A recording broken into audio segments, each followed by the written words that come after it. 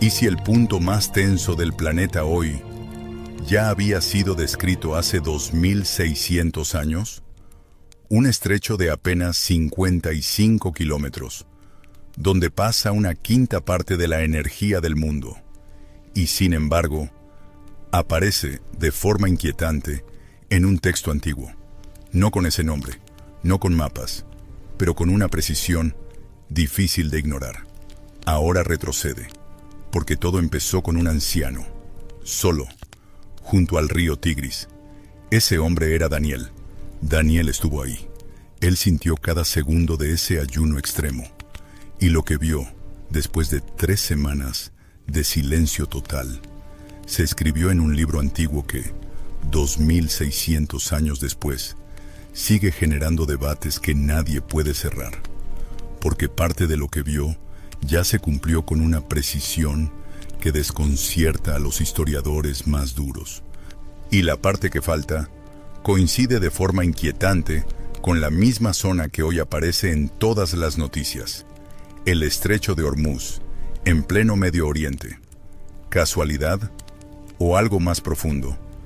Quédate aquí, porque para entender qué vio exactamente junto a esas aguas, tenemos que retroceder al principio de todo. Daniel no nació en Persia, no llegó por su propia voluntad. Llegó encadenado como prisionero de guerra. Tenía solo 15 años. Sus ojos jóvenes vieron por primera vez las murallas gigantes de Babilonia. El rey Nabucodonosor II acababa de aplastar a los egipcios en la batalla de Carquemis y marchó sobre Judá para cobrar tributo. Pero no se llevó solo oro. Se llevó a los jóvenes más prometedores de la nobleza judía, chicos fuertes, inteligentes, listos para servir en el palacio. Daniel estaba entre ellos. Ahí con sus 3 amigos inseparables, Ananías, Misael y Azarías. Imagínate ese momento que te rompe el alma. Un chico de 15 años arrastrado fuera de la casa de sus padres por soldados que hablaban un idioma áspero y desconocido. Cadenas frías en las muñecas y tobillos. La última imagen borrosa del templo sagrado. La última mirada a las colinas verdes de Jerusalén. Ni siquiera pudo despedirse de su madre. Caminó junto a cientos de jóvenes en una larga columna que se perdía hacia el norte, bordeando el desierto implacable. 16 kilómetros de polvo, sol abrasador y un silencio que aplastaba el pecho. 16 kilómetros donde un adolescente tuvo todo el tiempo del mundo para pensar en cada rostro que dejaba atrás, en cada calle de su ciudad que nunca volvería a pisar, y en la lengua de sus abuelos que empezaría a olvidar. Y sobre todo, en el Dios del templo que parecía haberlo abandonado justo cuando más lo necesitaba. Para un joven judío del siglo VI a.C., perder Jerusalén no era solo perder una ciudad. Era separarse del único lugar en la tierra donde la presencia de Dios se manifestaba de forma visible, entre los querubines del arca, detrás del velo del lugar santísimo. Pero aquí viene el primer giro que nadie espera. Cuando la gran ciudad apareció en el horizonte, superó cualquier cosa que Daniel hubiera imaginado. Murallas dobles gigantescas que se perdían en la distancia. Los famosos jardines colgantes, llenos de flores exóticas y fuentes que cantaban. La puerta de Ishtar con sus leones de cerámica azul brillante que parecían rugir bajo el sol. Y zigurats, elevándose como montañas artificiales entre calles bulliciosas. Un adolescente judío, todavía con cadenas en los tobillos y el corazón vacío, entraba en la capital del imperio más poderoso de su época. Lo primero que hicieron fue robarle su identidad más profunda. Su nombre Daniel. Dios es mi juez. No podía existir en la corte de un rey pagano. Lo llamaron Beltesazar, un nombre caldeo en honor al dios protector de Babilonia. A sus amigos también les cambiaron los nombres. Ananías se convirtió en Sadrac, Misael en Mesac y Azarías en Abednego, nombres de dioses extranjeros impuestos sobre muchachos del pueblo de Dios. Les quitaron su ciudad, su familia, su idioma, su nombre, y luego llegó la comida. El rey ordenó que comieran de la mesa real, carnes exquisitas, vinos finos, delicias del palacio. Pero Daniel decidió en su corazón no contaminarse. No era orgullo, era identidad pura. Era lo último que los babilonios no habían podido arrebatarle. No gritó, no se rebeló con escándalo, negoció con inteligencia. Pidió al jefe de los eunucos 10 días probando solo vegetales y agua. Si al final se veían peor, aceptarían la comida del rey. El eunuco aceptó, casi por curiosidad. Y aquí es donde todo cambia. Al 10º día, sus 3 amigos y Daniel lucían más saludables, con mejor semblante y más llenos de vitalidad que todos los que habían comido de la mesa del rey. Ese fue el primer signo claro de quién era él realmente. Firmeza en las cosas pequeñas. Un adolescente sin poder que se atrevió a decir no, incluso a lo más insignificante. Y desde ese no, Dios empezó a construir algo mucho más grande en ellos. La historia cuenta que Dios les dio a estos 4 jóvenes conocimiento e inteligencia en toda sabiduría y ciencia, y a Daniel especialmente entendimiento en todas las visiones y sueños. Y los sueños no tardaron en llegar. En el 2º año del reinado, Nabucodonosor tuvo un sueño que lo perturbó tanto que no pudo dormir. Llamó a todos los sabios de Babilonia, magos, astrólogos, encantadores, caldeos. Les dio una prueba imposible. No solo interpretar el sueño. Debían decirle primero qué había soñado. El rey no les contaría nada. Nadie pudo. El rey, furioso, ordenó matar a todos los sabios del imperio. Daniel, aunque joven, estaba incluido. Todos iban a morir, pero pidió una audiencia con el rey. Pidió tiempo. Oró con sus 3 amigos toda la noche. Y al amanecer, el sueño le fue revelado en una visión. Y se presentó ante Nabucodonosor y le contó el sueño exacto. El rey había visto una estatua gigantesca, terrible en su apariencia. La cabeza era de oro puro, el pecho y los brazos de plata, el vientre y los muslos de bronce, las piernas de hierro, y los pies, parte de hierro y parte de barro cocido. Mientras el rey miraba, una piedra fue cortada sin manos y golpeó la estatua en los pies. Toda la estatua se derrumbó. El hierro, el barro, el bronce, la plata y el oro se convirtieron en polvo fino que el viento se llevó. Y la piedra que golpeó la estatua creció hasta convertirse en una gran montaña que llenó toda la tierra. El rey escuchó inmóvil. Era exactamente lo que había soñado. Daniel dio la interpretación. La cabeza de oro eres tú, Nabucodonosor, el imperio babilónico. Después de ti surgirá otro reino, inferior al tuyo, representado por la plata. Luego un tercer reino de bronce que dominará toda la tierra. Y un cuarto reino, fuerte como el hierro, que quebrantará y desmenuzará a todos los demás. Pero los pies de ese cuarto reino serán en parte hierro y en parte barro, frágiles en su base, mezclados pero no unidos. Y en los días de esos reyes, el Dios del cielo levantará un reino que nunca será destruido, un reino que desmenuzará a todos esos reinos y permanecerá para siempre. Ese es el sueño, dijo Daniel, y su interpretación es segura. Pero nadie habla de esto. En los siglos siguientes, 3 de esos 4 imperios se cumplieron históricamente, según muchos estudiosos. Después de Babilonia vino Persia, el imperio de la plata. Ciro el Grande entró en Babilonia en el 539 a.C. sin derramar sangre en la ciudad. Después de Persia, llegó Grecia y el imperio de bronce. Alejandro Magno cruzó el Helesponto en el 334 a.C., derrotó a Darío III en Gaugamela y extendió su imperio desde los Balcanes hasta el Indo. Y después de Grecia llegó Roma, el imperio de hierro, el único de los cuatro que, como dijo Daniel, aplastaba todo lo que tocaba. 3 de 4 imperios cumplidos con precisión. Y aquí entramos en el debate que nadie puede resolver del todo. Los historiadores que estudian el libro de Daniel sin presuposiciones religiosas enfrentan un problema técnico serio.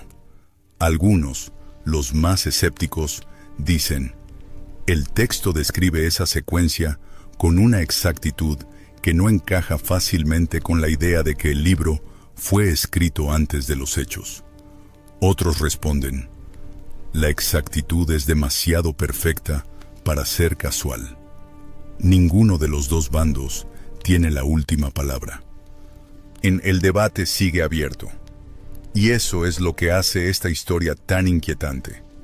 Pero antes de llegar ahí, pasemos por otros capítulos de su vida. Daniel lo vivió en carne propia, porque él vivió lo suficiente para ver caer el primer imperio y nacer el segundo. En el año 539 a.C., Daniel estaba en el palacio de Belsasar, corregente de Nabónido, último rey de Babilonia. El imperio ya estaba en declive. Los persas habían rodeado la ciudad. Belsasar, confiado en las murallas inexpugnables, dio un gran banquete para 1000 de sus nobles. En medio del banquete, ebrio de vino, ordenó traer los vasos sagrados del templo de Jerusalén, los que Nabucodonosor había robado décadas antes, y los usó para beber, él, sus mujeres, sus concubinas y sus príncipes. Entonces apareció una mano sin cuerpo.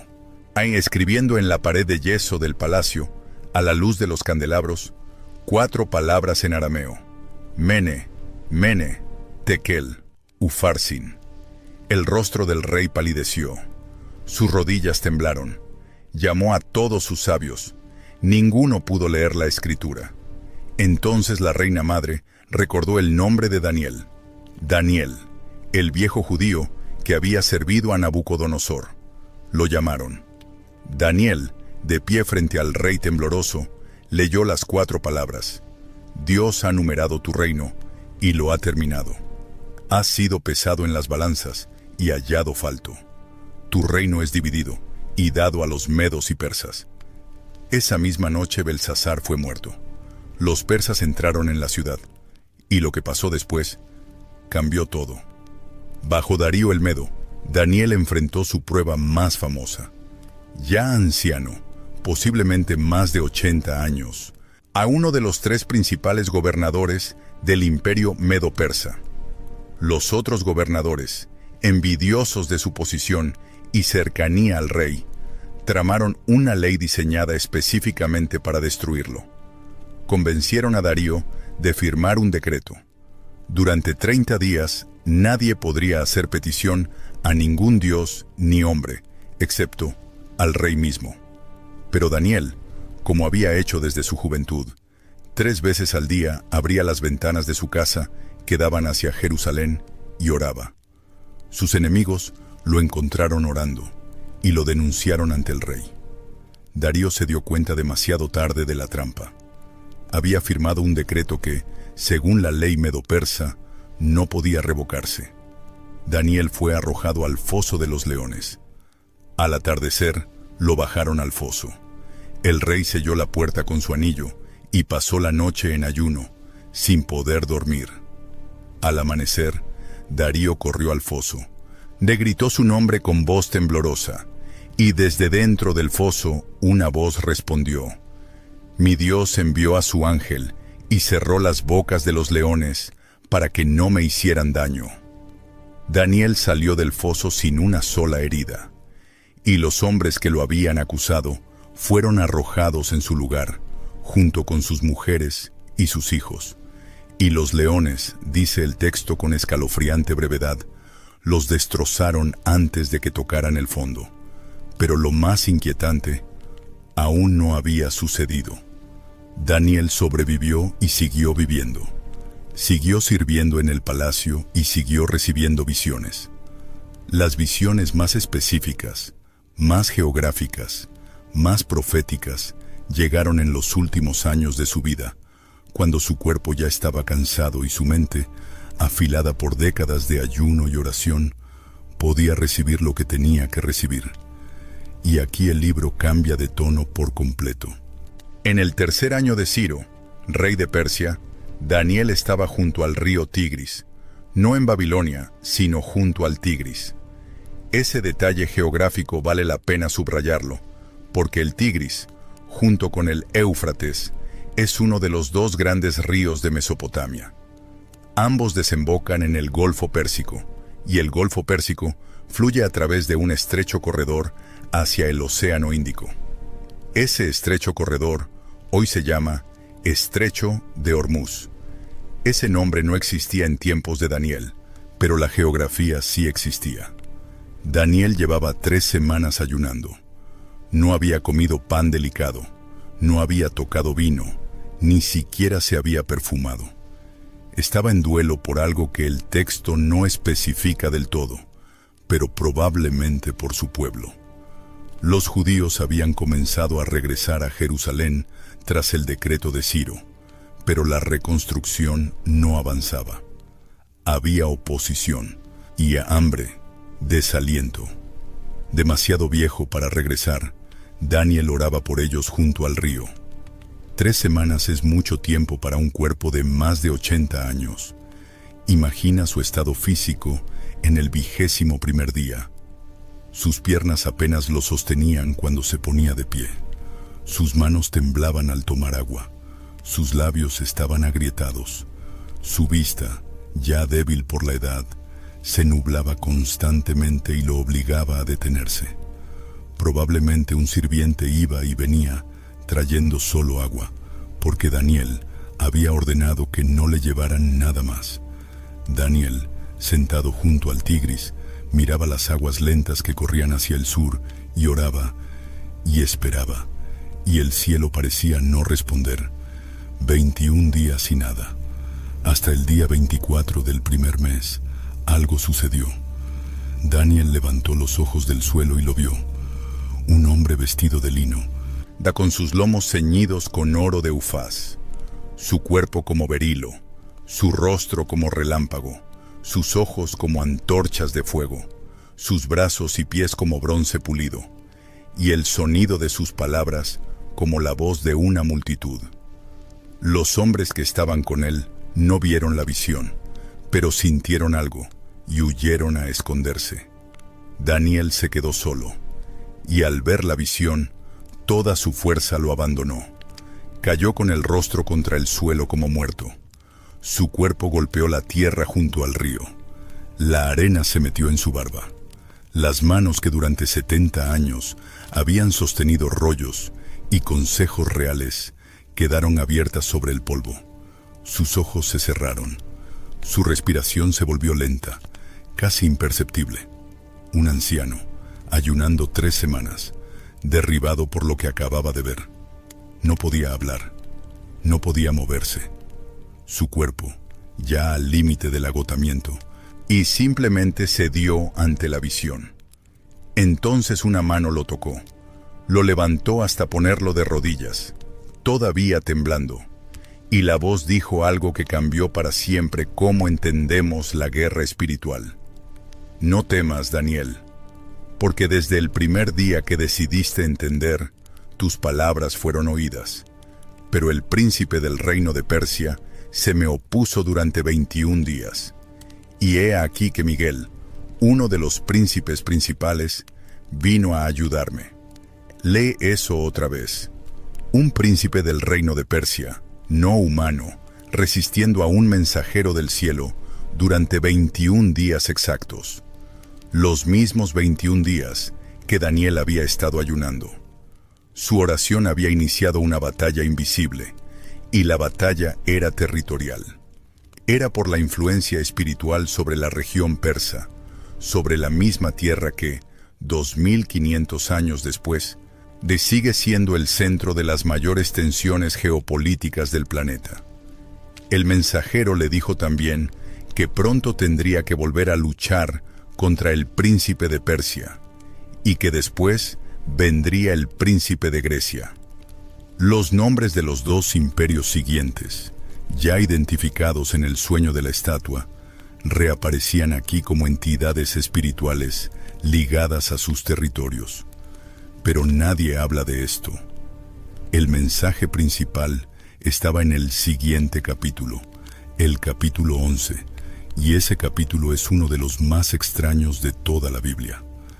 35 versos que describen con precisión casi quirúrgica más de 300 años de guerras entre dos reinos, el rey del norte y el rey del sur.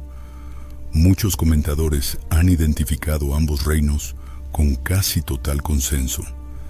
El rey del sur es el reino ptolemaico centrado en Egipto y fundado por uno de los generales de Alejandro tras su muerte. El rey del norte es el reino seleucida centrado en Siria, fundado por otro de los generales de Alejandro. Durante más de 3 siglos, estos dos reinos lucharon por el control del corredor que los separaba. Y ese corredor era Judea, Israel, la tierra de Daniel. El texto describe las guerras una por una, las alianzas matrimoniales rotas, las princesas enviadas del sur al norte para sellar pactos que luego eran traicionados, las campañas militares, las retiradas, los tratados, los asesinatos. Todo está ahí, y todo se cumplió. Los historiadores clásicos que estudian el periodo helenístico sin interés religioso pueden colocar el texto de Daniel junto a los registros históricos y encontrar correspondencia verso por verso. Esa precisión sola ha dejado perplejas a generaciones de estudiosos, porque el libro afirma ser del siglo VI a.C., y los eventos descritos en detalle ocurrieron en los siglos III y II a.C. Algunos comentadores, los más escépticos, han intentado fechar el libro más tarde para explicar la precisión. Otros, los que confían en la palabra profética, lo han tomado como prueba de que el texto es verdaderamente anticipatorio. El debate no se ha cerrado, pero la precisión histórica es un hecho reconocido incluso por quienes dudan de la datación tradicional. Y aquí viene el giro que nadie esperaba. La secuencia culmina en un rey específico del norte, Antíoco, cuarto Epífanes, el Seleucida. Hijo de Antíoco, ascendió al trono en el 175 a.C. Invadió Egipto 2 veces. Fue humillado por el enviado romano en la famosa línea en la arena de Popilio. Frustrado, regresó a Judea y desató una persecución brutal contra el pueblo de Daniel. Profanó el templo, colocó una estatua de Zeus en el lugar santísimo, sacrificó un cerdo en el altar, prohibió la circuncisión, prohibió el sábado, ordenó destruir los rollos de la Torá. Esa fue la abominación desoladora que Daniel describió en los capítulos 9 y 11 como la señal que desencadenaría los eventos siguientes. La historia registrada hasta el versículo 35 del capítulo 11 se cumplió.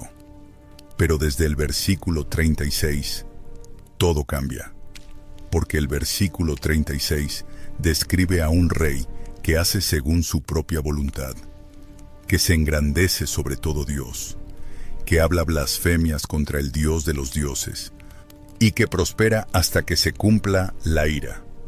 Un rey que no respeta al Dios de sus padres ni el deseo de las mujeres. Un rey que honra a un Dios de fortalezas, un Dios que sus padres no conocieron. Y la descripción continúa, con una campaña militar que comienza con el rey del sur atacándolo. Continúa con el rey del norte viniendo como un torbellino, con carros, con jinetes, con muchas naves, cruzando países, entrando en la tierra gloriosa, extendiendo su mano sobre las tierras, dominando los tesoros de oro y plata, y todas las cosas preciosas de Egipto, pasando por Libia y Etiopía. Y entonces el versículo 45, el versículo clave, el que ha dejado a los comentadores debatiendo durante siglos. Plantará las tiendas de su palacio entre los mares y el monte santo glorioso, pero llegará a su fin, y nadie le ayudará. Lee eso otra vez. Despacio. Entre los mares. En plural, no un solo mar. Y ese palacio, esa tienda, está entre los mares y el monte santo glorioso. El monte santo glorioso, en el lenguaje profético hebreo, se refiere consistentemente a Jerusalén, específicamente al monte Sión, donde estaba el templo. Ahora, si se abre el mapa actual, se nota algo que no encaja fácilmente. Entre Jerusalén al oeste y los mares al este, hay una región específica. Una región donde el Golfo Pérsico y el Mar Arábigo se conectan a través de un estrecho corredor. Una región donde hoy convergen las líneas de tensión más graves del planeta. Persia al norte, Arabia al sur, y ese corredor en medio, donde los dos cuerpos de agua se encuentran en un cuello de 55 kilómetros de ancho. Ese cuello hoy se llama Estrecho de Hormuz. Daniel no menciona el Estrecho de Hormuz. Ese nombre no existía cuando él escribió. Lo que describe es un palacio plantado entre los mares y el Monte Santo Glorioso. La interpretación tradicional lo ha visto como una referencia al Mediterráneo y el Mar Muerto, con Jerusalén en medio. Esa es una lectura posible, la más común. Pero hay una lectura alternativa que algunos comentadores han propuesto, especialmente en las últimas décadas, cuando los mapas detallados del Medio Oriente se volvieron disponibles.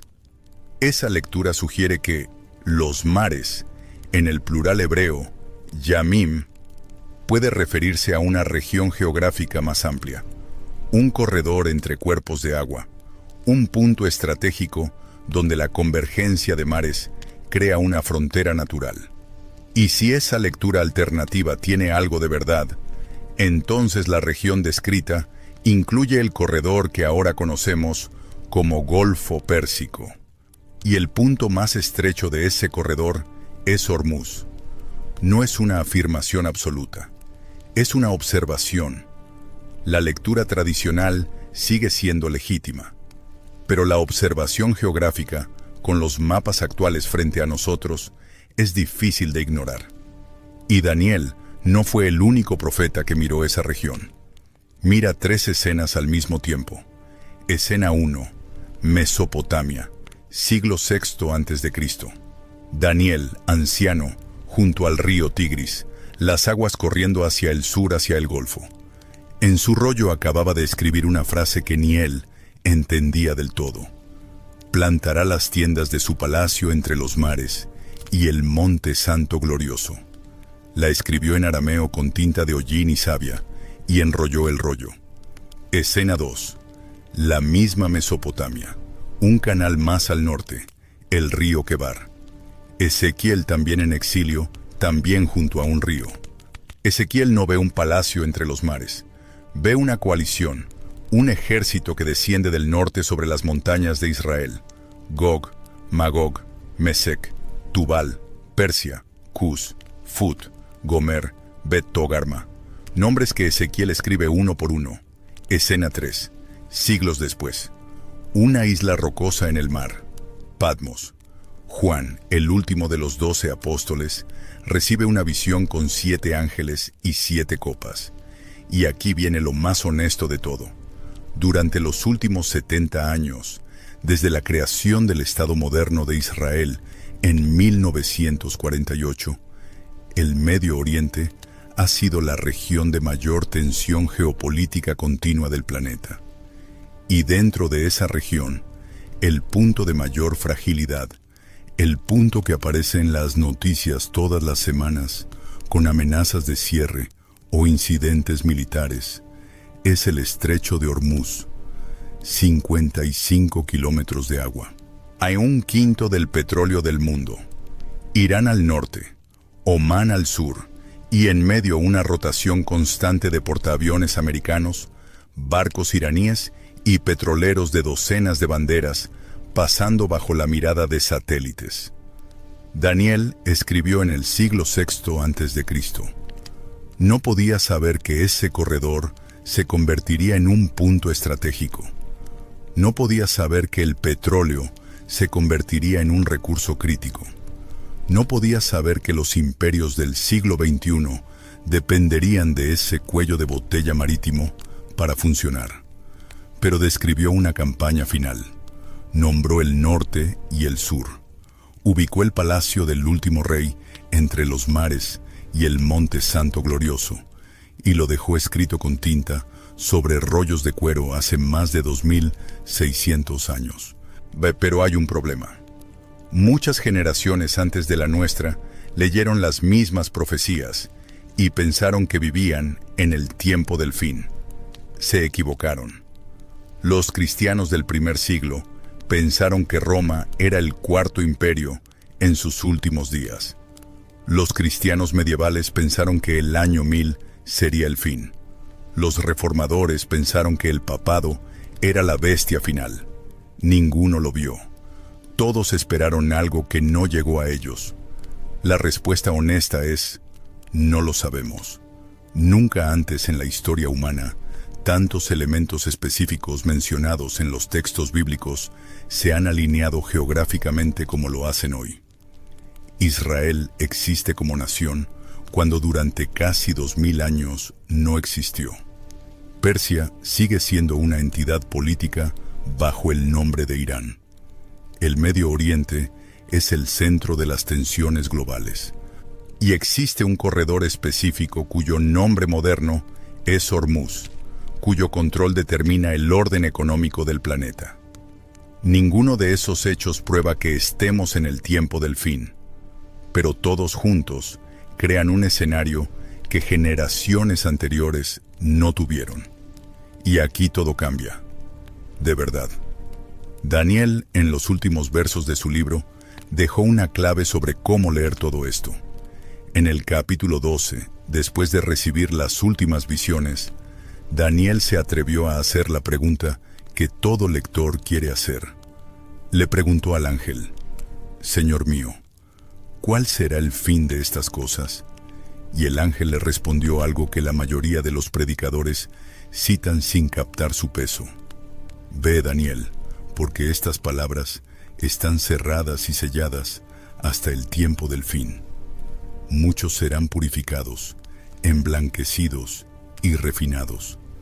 Los impíos obrarán impíamente. Y si ninguno de los impíos entenderá, pero los entendidos entenderán. Cerradas y selladas hasta el tiempo del fin». La respuesta no fue dada a Daniel. El libro fue cerrado para él. Las palabras fueron selladas. No debían entenderse plenamente hasta que llegara el tiempo mismo en que se cumplirían. Y cuando ese tiempo llegara, los entendidos entenderían, no los impíos, no los distraídos, los entendidos. La pregunta que queda no es si las profecías se cumplirán. Daniel ya tenía esa respuesta. Las palabras están selladas hasta el tiempo del fin, lo que implica que hay un tiempo del fin y que en ese tiempo las palabras se abren. La pregunta es si estamos dentro de ese tiempo. Nadie puede responder eso con certeza, pero se pueden hacer observaciones. Por primera vez en 2000 años, Israel existe como nación en su tierra. Por primera vez desde Daniel, la región llamada Persia vuelve a ser un actor central en las tensiones del Medio Oriente. Por primera vez en la historia, existe un corredor marítimo identificable que controla el flujo económico del planeta. Y ese corredor está entre Persia y el mundo árabe, en la geografía exacta donde los profetas colocaron las guerras finales. Por primera vez, cuando se coloca el texto del capítulo 11 junto a un mapa satelital del Medio Oriente actual, las líneas no son imposibles de superponer. Ninguno de esos datos prueba nada. pero todos juntos forman un cuadro que ninguna generación anterior tuvo. Daniel terminó su libro con una promesa personal. El ángel le dijo: «Pero tú, ve hasta el fin, porque reposarás y te levantarás para recibir tu heredad al fin de los días». Daniel no vio el cumplimiento. Reposó. Y probablemente fue enterrado en Susa, en la antigua capital del imperio persa, lejos de Jerusalén, en la tierra del imperio cuyo príncipe celestial había luchado contra el mensajero durante 21 días. Incluso hoy en la ciudad iraní de Susa hay una tumba que la tradición local identifica como la tumba de Daniel. Musulmanes iraníes, judíos y cristianos la veneran. Un profeta judío enterrado en suelo persa, cuidado durante 2500 años por pueblos que, según su propio libro, iban a confrontarse en los últimos días. Hay una simetría inquietante en esa imagen, porque Daniel escribió en Persia sobre una guerra futura en la que Persia tendría parte, y murió en Persia, y su tumba, según la tradición, todavía está allí. En el mismo país cuyo nombre moderno, Irán, aparece todas las semanas en las noticias por sus tensiones con Israel. El profeta y la tierra de su profecía todavía comparten el mismo suelo. Y en ese mismo suelo, al sur de donde probablemente está enterrado, fluyen las aguas del Golfo Pérsico hacia la estrecha franja que separa a iraníes de árabes. 55 kilómetros de agua. Un corredor que cada noche se ilumina con las luces de cientos de petroleros cruzando el cuello de botella de la economía mundial, vigilados por satélites, rozados por destructores, cruzados por flotas, y que cada tensión política en el Medio Oriente pone en los titulares. Si alguien hubiera podido mostrarle un mapa satelital de esa región, si alguien hubiera podido mostrarle esas imágenes nocturnas, con luces formando una línea sobre el agua oscura, de si alguien hubiera podido decirle que el 20% de la energía del mundo pasa cada día por esa franja y que el control de esa franja es la preocupación estratégica más grave del siglo XXI, es posible que Daniel hubiera reconocido algo que él mismo vio en visión, pero no tenía forma de nombrar. El libro permaneció cerrado, las palabras selladas hasta el tiempo del fin. Y quien cierra el libro de Daniel, después de leerlo con cuidado, con el mapa moderno en una mano y el texto antiguo en la otra, queda con una sensación que no se sacude fácilmente. La sensación de que ese anciano junto al Tigris, que no entendía del todo lo que escribía, tal vez estaba viendo algo que solo los mapas satelitales del siglo XXI podrían hacer visible. El libro está abierto. Las palabras que Daniel selló hasta el tiempo del fin se están leyendo de nuevo con atención, con mapas, con noticias que hablan de Hormuz todas las semanas. Y la pregunta del título, la única pregunta que este relato se atreve a hacer, queda donde debe quedar, en el aire, sin respuesta definitiva, esperando al que mira el mapa y decide. ¿Qué piensas tú? ¿Es posible que lo que Daniel vio esté sucediendo justo ahora?